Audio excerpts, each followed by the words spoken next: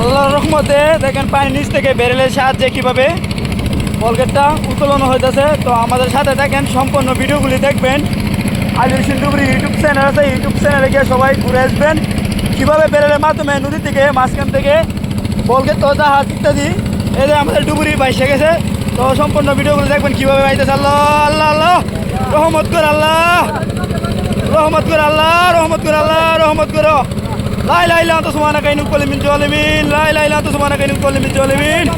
মাবুদ তুমি রহমত করো আল্লাহ, আমরা মান্ডা লাইতো আল্লাহ গরিবের হক আল্লাহ, ও আল্লাহ আল্লাহ